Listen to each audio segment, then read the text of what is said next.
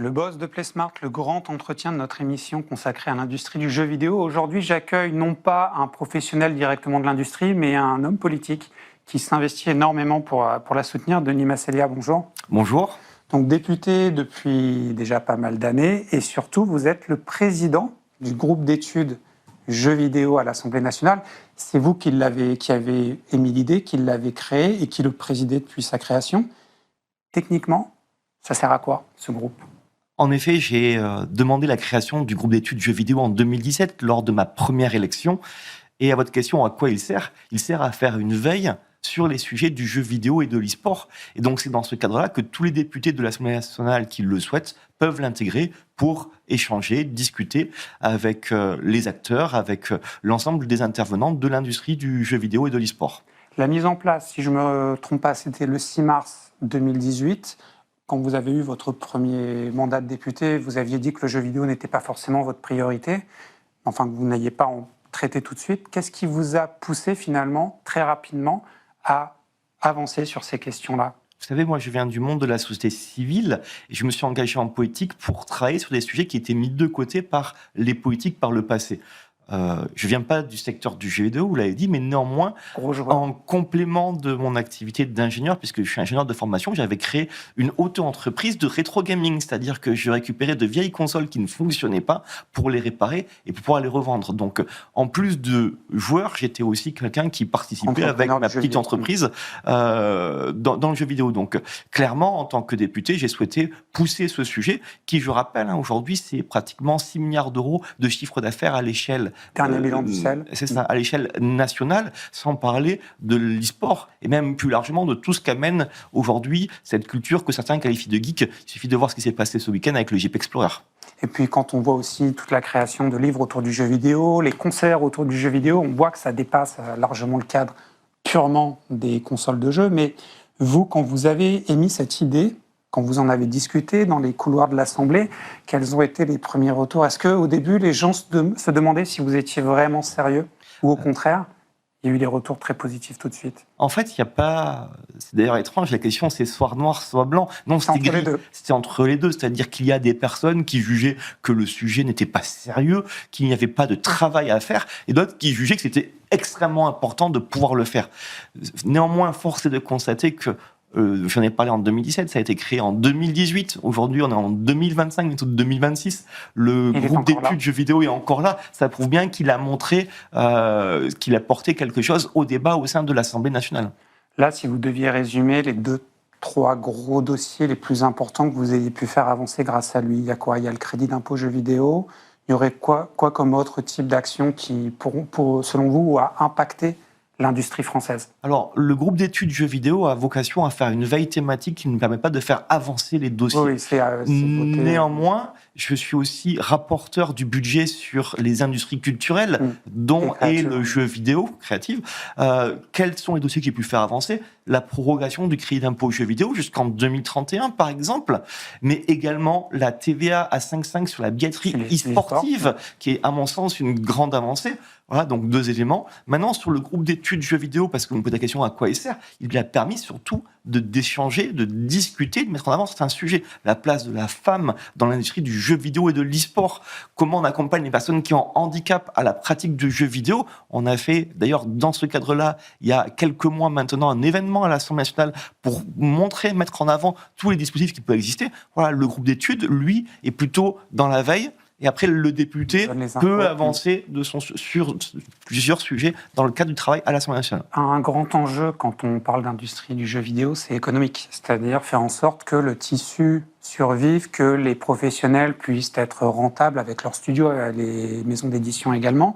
Et on a eu, je donne 2 exemples, le jeu Les Fourmis ou encore le jeu Dordogne, 2 productions françaises dont les studios ont fermé, faute de trouver une rentabilité économique. Ça, vous diriez que c'est le grand enjeu, c'est de trouver un fonctionnement, un modèle économique plus général pour le tissu français, pour que ces studios-là, quand ils réussissent à un beau jeu, un bon jeu reconnu, ils puissent avoir le droit d'en faire un autre derrière. Alors, vous appuyez sur l'aspect économique du jeu vidéo. Pour moi, le jeu vidéo a 2 grands aspects qui sont indissociables l'un de l'autre. D'une part, la partie économique. d'autre part la partie culturelle. Et dans ce cadre-là, j'ai envoyé à plusieurs reprises à différents premiers ministres un courrier leur demandant un travail sur la souveraineté économique et culturelle du jeu vidéo en France. Aujourd'hui, il existe plusieurs dispositifs. On a parlé du crédit d'impôt jeux vidéo qui a été prorogé jusqu'en 2031.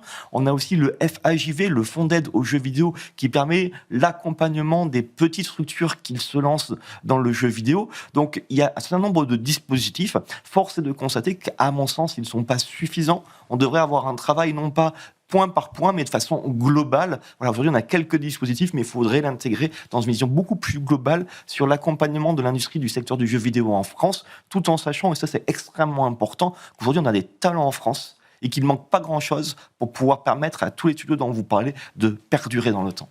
On a par exemple, quand vous parlez de culture, on parle de soft power presque, de rayonnement culturel français. Le jeu qui a vraiment marché cette année, je crois que vous y avez joué, en tout cas vous l'aviez mentionné à une réunion du SNJV, c'est Clair Obscur Expédition 33. Là, ils vont être rentables cette année, c'est sûr, avec un tel carton.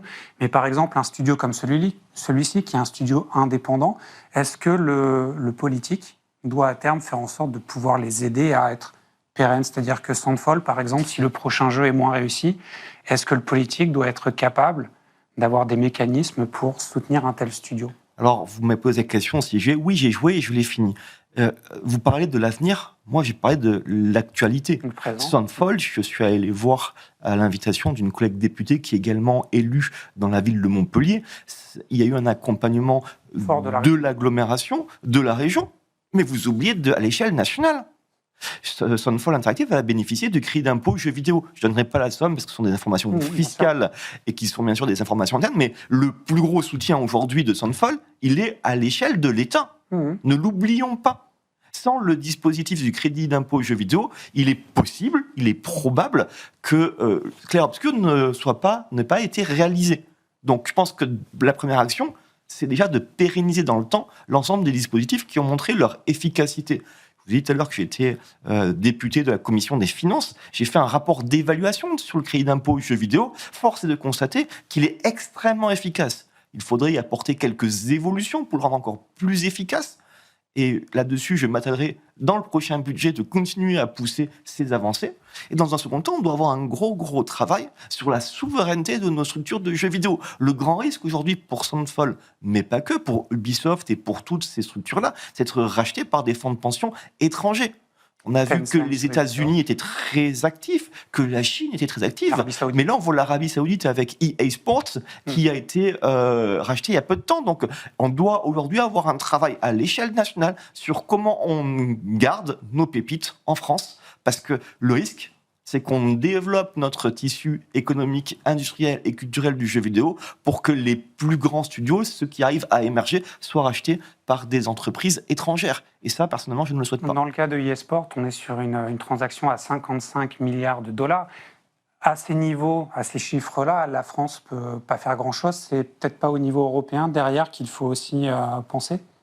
Il faudra, et ça, c'est beaucoup plus large que le secteur du jeu vidéo, on doit avoir aujourd'hui une réflexion à l'échelle européenne, et donc à l'échelle nationale aussi, sur comment on finance la tech, comment on finance l'IA, comment on finance les startups, comment on finance le jeu vidéo, qui sont des entreprises énormément capitalistiques, sur lesquelles il y a besoin de beaucoup d'argent. Donc oui, on doit avoir une réflexion. Et je reviens sur ce que j'ai dit, ça fait plusieurs années que je demande à ce qu'on ait un travail à l'échelle nationale sur le financement du jeu vidéo, au travers de ce qu'on appelle la souveraineté du jeu vidéo.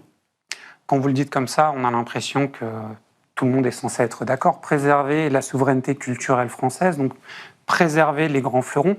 Qu'est-ce qui bloque en fait? Qu'est-ce qui fait qu'aujourd'hui, on ne serait pas encore arrivé à cet état de fait où on a des mécanismes qui soient suffisamment puissants pour qu'on n'ait pas à s'inquiéter du fait qu'un grand acteur étranger d'un pays non extra-européen puisse investir massivement, par exemple, chez Ubisoft ou dans d'autres grandes structures françaises? Qu'est-ce qui bloque? Je ne le sais pas. Si je le savais, je ne demanderais pas à ce qu'on travaille sur le sujet.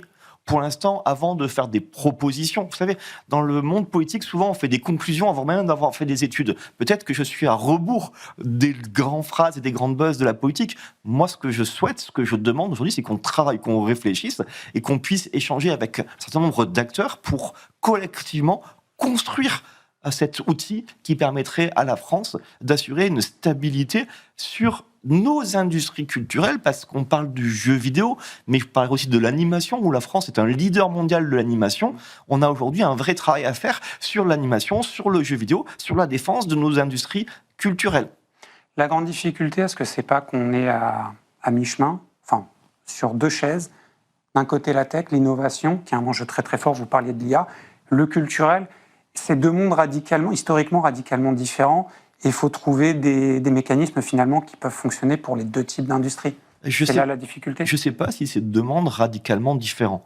Est-ce qu'au niveau de l'administration et est-ce qu'au niveau des ministères, on a dissocié l'un de l'autre? La réponse est oui. Le jeu vidéo, d'ailleurs, dépend de Bercy au travers de la DGE et dépend du ministère de la Culture. Donc, ce sont ces deux jambes qui sont censés travailler ensemble. Qui doivent travailler ensemble.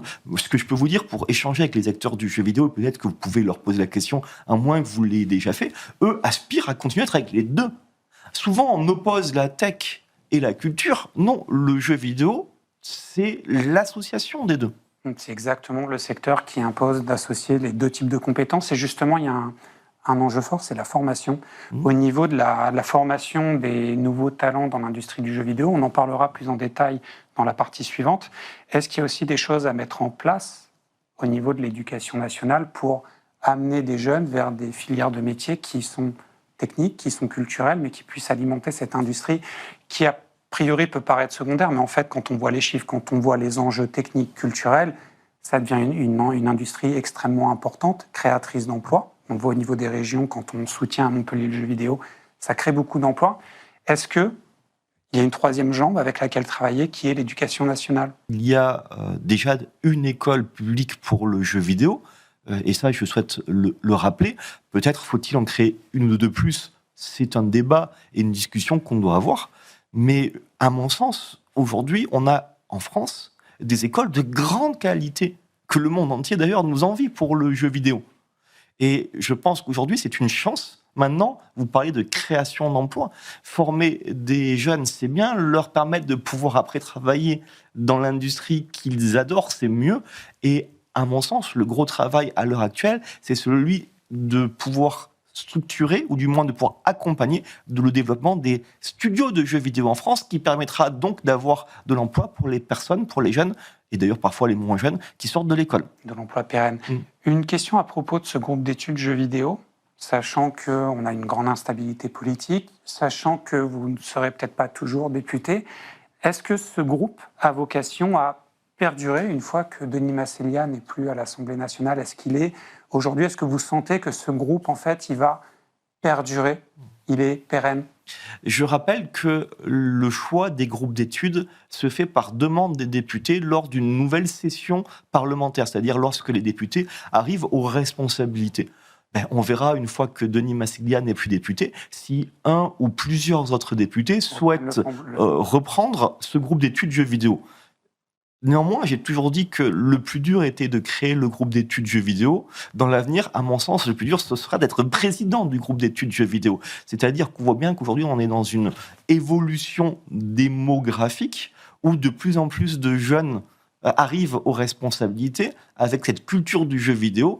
Et je serais très surpris que dans l'avenir, ce groupe d'études soit remis en question. Vous avez vu les chiffres du CEL à propos des 40 millions de Français joueurs de jeux vidéo et essentiellement des adultes. Je pense que c'est un peu à ça aussi que vous faites référence sur cette évolution démographique. Alors, vous parlez de cette évolution, mais c'est une évolution logique, puisque plus de 90% des jeunes jouent aux jeux vidéo.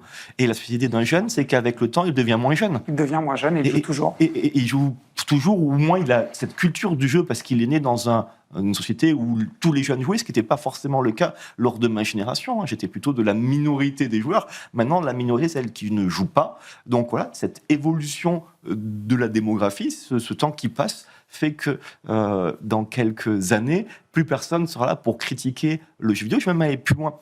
Vous savez, lorsque vous écoutiez Led Zeppelin il y a quelques décennies, quand vous étiez jeune, on vous disait « c'est pas de la culture ». Aujourd'hui, celui qui parle de Led Zeppelin est quelqu'un qui a de la culture. Dans le jeu vidéo, dans quelques dizaines d'années, celui qui parlera de Total Annihilation et de ses soirées passées sur World of Warcraft sera quelqu'un considéré comme ayant de la culture. Celui qui sera capable de dire quelle fin j'ai choisi sur Clair Obscur, ça fera partie de la culture. Vous avez encore combien de temps, combien d'heures vous arrivez à consacrer aujourd'hui aux jeux vidéo? Est-ce que vous jouez encore ou là, c'est pas possible? Je ne sais pas vous répondre sur le nombre d'heures. Néanmoins, je vous confirme que je joue encore puisque le jeu vidéo, dans le cadre familial, est un espace où, avec ma femme et mes enfants, nous partageons une passion. Voilà, le jeu vidéo, c'est plus, ça a pu être le cas par le passé, ça ne l'est plus aujourd'hui, un espace où les jeunes se referment sur eux-mêmes, mais ça peut être un espace de jeu collectif. Et puis, au vu de l'actualité, je ne vous cache pas que je préfère faire une partie de jeu vidéo qu'allumer les chaînes de télévision en continu d'information. Denis Massélia, merci beaucoup. Donc, je rappelle, député depuis 2017, président du groupe d'études jeux vidéo à l'Assemblée nationale. On vous réinvitera quand vous voulez, vous m'indiquez la date et vous revenez sur ce plateau. Ce sera toujours un plaisir de vous accueillir. On va s'intéresser dans la dernière partie de PlaySmart à la question de la formation avec Valérie Dimitrovic. Elle est cofondatrice de Quest Education Group. Elle va nous parler du marché de la formation et surtout des besoins des entreprises du jeu vidéo en termes de compétences.